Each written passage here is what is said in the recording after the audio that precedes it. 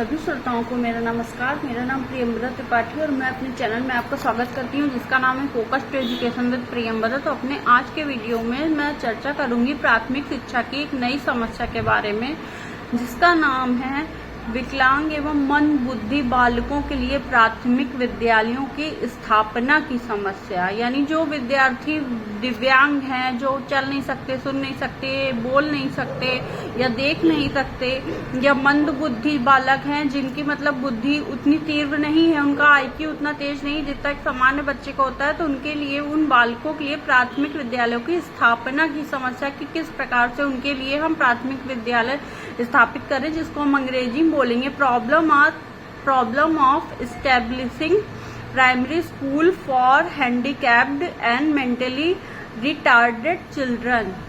तो चलिए इस समस्या के स्वरूप को जानते हैं हम, फिर उसके समस्या के कारण को कि क्या कारण है, किस वजह से ये समस्या, उसके बाद समस्या के समाधान पर चर्चा करेंगे। तो सबसे पहले हम इसको देख लेते हैं समस्या का स्वरूप की समस्या है क्या, इसका स्वरूप क्या है।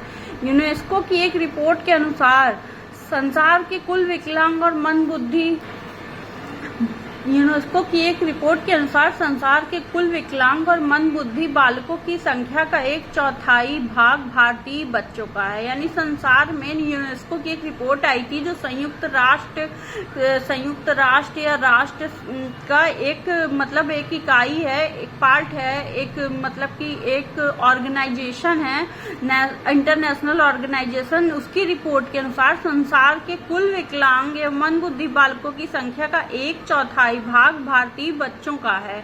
इस समय हमारे देश में 6 से 14 आयु वर्ग के लगभग 80 लाख बच्चे या तो शारीरिक रूप से विकलांग हैं या मानसिक दृष्टि से मंदबुद्धि हैं, और जब तक हम इनकी शिक्षा की व्यवस्था नहीं करते, अनिवार्य एवं निःशुल्क प्राथमिक शिक्षा की व्यवस्था का दावा नहीं कर सकते। तो एक ये बहुत बड़ी संख्या है, 6 से 14 आयु वर्ग के लगभग 80 लाख बच्चे तो या तो शारीरिक दृष्टि से विकलांग हैं या तो हम मानसिक दृष्टि से मंदबुद्धि हैं, और जब तक हम इनके लिए स्कूल स्टैब्लिश नहीं कर लेते, व्यवस्था इनकी शिक्षा की नहीं कर लेते, तब तक हम अनिवार्य एवं निःशुल्क प्राथमिक शिक्षा की व्यवस्था का दावा नहीं कर सकते या उसमें आगे हम नहीं बढ़ सकते हैं। विकलांगों इस समय इसका हम दिव्यांग नाम से इसका संबोधन करते हैं। तो दिव्यांगों में अंधे, गूंगे और बहरे तथा मानसिक दृष्टि से विमूढ़ बालकों की शिक्षा की व्यवस्था करना तो एक टेढ़ी खीर है।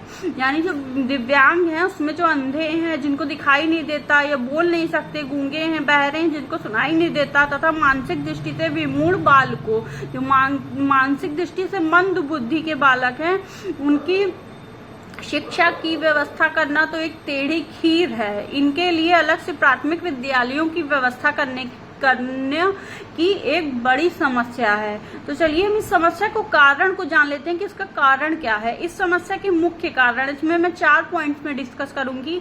गर्भ के समय गर्भस्थ शिशु के उचित पोषण का अभाव, यानी जो गर्भ के समय जो गर्भस्थ शिशु है उसके पोषण का अभाव या प्रज्ञानता और अर्थाभाव के कारण होता है। यानी कि जो माता गर्भवती हैं तो उनके अगर वो विलेज से बिलोंग कर रही हैं या पिछड़ी जाति, अनुसूचित जनजाति की हैं या फिर समान वर्ग की भी हैं, तो अगर वो गरीब हैं तो उनको, या फिर वो शिक्षित नहीं है तो उनको इस बात का ज्ञान नहीं है कि मतलब कि उचित गर्भस्थ शिशु के उचित पोषण का अभाव है, या प्रज्ञानता और स्वभाव के कारण होता है कि उनको ज्ञान नहीं, वो शिक्षित नहीं है तो वो इस ओर जागरूक नहीं है, या फिर सरकार ने इतना पहल नहीं, मतलब इतना उसका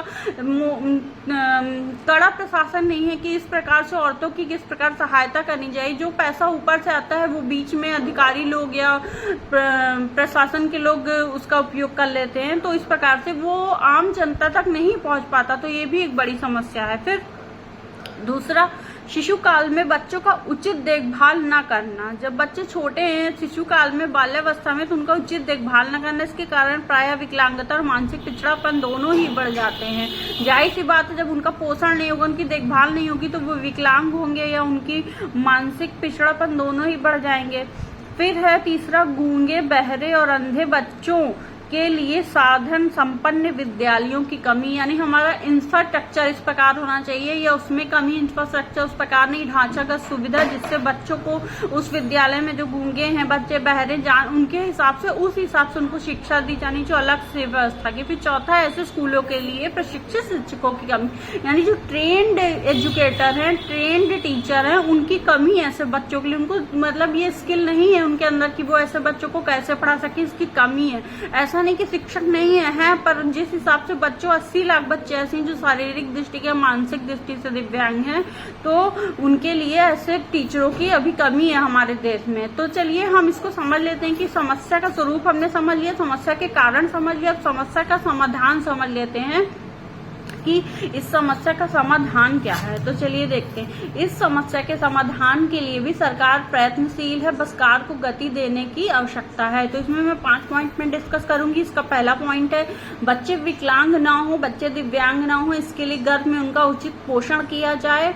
इसके लिए माताओं को प्रशिक्षित करने के कार्य में तेजी लाई जाए, जैसे आशा बहनें हो गई या आंगनबाड़ी हो गई, जो हमारे बच्चों के लिए, जो उनके लिए गर्भवती महिलाओं के लिए या शिशु काल के बच्चों के लिए, प्रसवावस्था में जो बच्चे, उनके लिए पोषण जो सरकार द्वारा आ रहा है, दवाइयां आ रही हैं, जो खाद्य सामग्री आ रही है, उनका उन तक पहुंच है कि नहीं, इसका ध्यान देना चाहिए। इसमें इस कार्य में तेजी लानी चाहिए। सरकार को उसकी मॉनिटरिंग समय समय पर करती रहनी चाहिए, यानी जांच।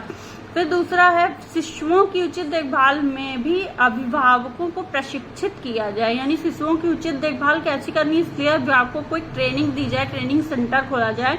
इससे विकलांगता को बढ़ने से रोका जा सकता है। तीसरा है, सरकार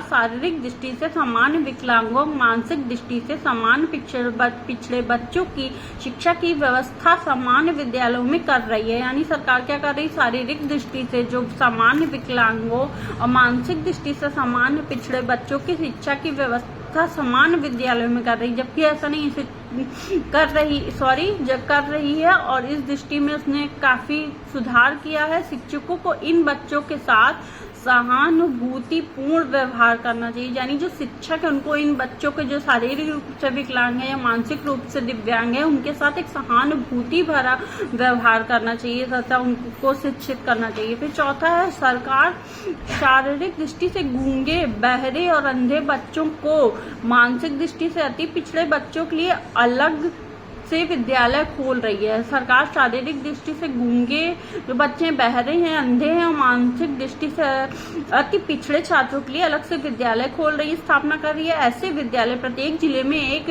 होने चाहिए, जिले के हेडक्वार्टर पर होने चाहिए और आवासीय होने चाहिए। इन विद्यालयों में धनी वर्ग के बच्चों से पूर्ण व्यय लिया जाए और निर्धन बच्चों को निःशुल्क शिक्षा दी जाए, यानी कि जो शारीरिक रूप से विकलांग है या मानसिक रूप से विकलांग बच्चे हैं, उनको मतलब कि जो शिक्षा दी जाए, उनके लिए विद्यालय की स्थापना की जाए, वो अलग से की जाए तथा उनके लिए एक हेडक्वार्टर में शिक्षा, जो आर्थिक रूप से सही है बच्चे, उनसे व्यय लिया जाए खर्चा, किंतु जो निर्धन बच्चे हैं उनको निःशुल्क शिक्षा दी जाए। तो इस दिशा में सरकार कई प्रोग्राम चला रही है, जैसे मिड डे मील हो गया, या फिर हो गया हमारा सर्व शिक्षा अभियान हो गया हमारा, और बेटी पढ़ाओ बेटी बचाओ हो गया, इस प्रकार से। फिर पांचवा आखिरी पॉइंट है, इन विद्यालयों में विशेष प्रशिक्षण प्राप्त शिक्षकों की नियुक्ति की जाए और इसके लिए इनके विशेष प्रशिक्षण के लिए प्रशिक्षण संस्थाओं का विस्तार किया जाए, यानी सरकार को इन विद्यालयों या इन बच्चों के लिए विशेष प्रशिक्षित जो शिक्षक हैं उनकी नियुक्ति की जाए और इनके प्रशिक्षण के लिए प्रशिक्षण संस्थाओं का विस्तार किया जाए। सरकार को इस दिशा में बहुत आगे तक सोचना का काम होगा। जब तक NEP 2020 आई है तो उसमें क्या अलग से उसके लिए प्रावधान किया गया है। जब मैं NEP 2020 पे बात करूंगी तो उसके अलग अलग पहलुओं पे, अलग अलग उसके उपागम जो है उन पे मैं चर्चा करूंगी। तो अगर आशा करती हूँ मेरा ये आज का वीडियो आपके लिए उपयोगी होगा, आपकी परीक्षा के लिए हेल्पफुल होगा। अगर आपको ये वीडियो अच्छा लगता है तो मेरे चैनल को लाइक, शेयर, सब्सक्राइब कीजिए, कमेंट कीजिए और अपने नेक्स्ट टॉपिक में अपने नेक्स्ट वीडियो में मैं नेक्स्ट टॉपिक के बारे में चर्चा करूंगी। तब तक के लिए आप सभी श्रोताओं को मेरा नमस्कार तथा धन्यवाद।